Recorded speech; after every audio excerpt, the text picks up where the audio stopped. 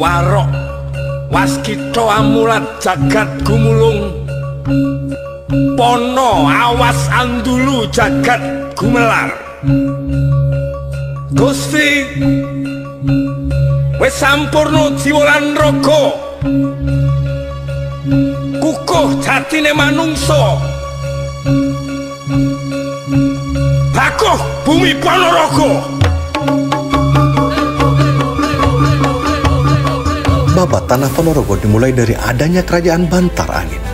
Namun, menelisik sejarah babat tanah Ponorogo dan mencari data-data faktualnya sama rumitnya dengan mengkaji sejarah kesenian khasnya, yaitu reog Ponorogo. Sampai kini belum ditemukan data dan fakta sejarah yang membuktikan bahwa tempat itulah yang menjadi awal mula terbentuknya daerah yang bernama Ponorogo. Kapan kerajaan itu berdiri, atau kerajaan apa saja yang muncul setelah kerajaan Bantar Angin? Dan pertanyaan-pertanyaan lain yang kesemua jawabannya masih dalam tanda tanya besar. Sulit dicari data-data faktualnya.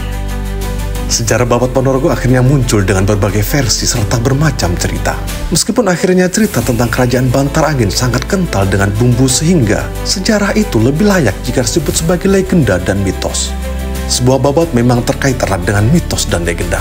Namun, sejatinya mitos dan legenda yang dimunculkan dalam sejarah tidak seluruhnya membawa pengaruh buruk.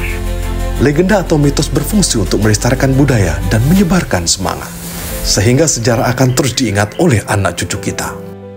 Mitos, legenda tidak seluruhnya jelek, dan legenda itu pun tidak hanya muncul di Ponorogo, tetapi juga di banyak kota lainnya.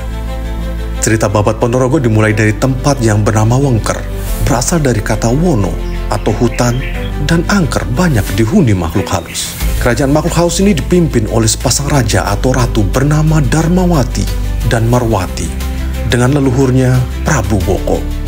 Kuatnya benteng pertahanan Wengker juga berkat adanya 3 resi bersaudara, yaitu Raden Mas Jin Jamijaya, penguasa Gunung Semeru, Raden Panji Niloswarno, penguasa Sumur Jolotundo Blitar, dan Ki Geduk Padang Ati, penguasa Gunung Probolinggo. Suatu ketika resi itu diperintahkan Raja Wengker untuk memperluas wilayah kekuasaannya. Kesempatan itu yang ditunggu-tunggu mereka, karena sedari dulu mereka kurang senang dengan pemerintahan Darmawati dan Marwati. Mereka pun akhirnya meninggalkan Wengker, hingga suatu saat sampailah mereka di tempat yang lapang dengan padang ilalang sekelilingnya. Ketiga pengembara itu kemudian menghentikan perjalanannya dan beristirahat. Tempat itu kemudian disebut Bantar Angin. Bantar artinya tempat yang luas, angin artinya udara yang berembus. Disinilah mereka bertempat tinggal dan mendirikan padepokan. Cerita diteruskan dengan munculnya seorang pengembara bernama Raden Panji Kelana. Beliau adalah putra Raja Kahuripan atau Jenggala. Panji Kelana kemudian berguru kepada ketiga resi pemimpin padepokan itu. Singkat cerita, padepokan itu mengalami pergantian kekuasaan. Ketiga resi merasa sudah terlalu tua untuk memimpin Bantar Angin, hingga tampuk kekuasaannya diserahkan kepada Panji Kelana. Pada suatu hari di sebuah tempat di kaki Gunung Lawu, Panji Kelana bertemu dengan Joko Pujang.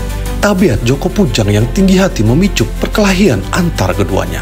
Adu kekuatan itu kemudian dimenangkan oleh Panji Kelana. Ketika Panji hendak membunuh Joko Pujang, muncullah seorang Brahmana pertapa tua, penghuni Gunung Lawu yang melarang Panji Kelana. Dialah Kanjeng Sunan Lawu. Akhirnya kedua pemuda itu diangkat menjadi murid Sunan Lawu.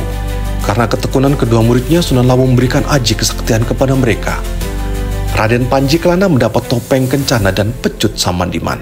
Sedangkan Joko Pujang mendapat topeng kesaktian dan aji landak putih. Selanjutnya Panji Kelana memerintah kerajaan Bantar Angin dengan gelar Raden Panji Kelana Siswa Handana. Sering diucapkan menjadi Raden Panji Klono Swandono.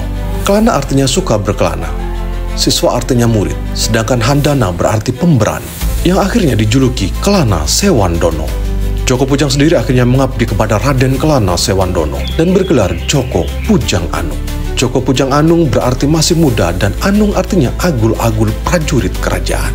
Joko Pujang Anung kerap disebut juga Pujang Ganong, yang akhirnya menjadi patih kerajaan Bantar Angin. Dari cerita itulah kini dibangun monumen Bantar Angin yang berada di Desa Seboto, Dusun Somoroto. Di tempat ini pula dahulu kala dipercaya sebagai tempat dan pusat kerajaan Bantar Angin.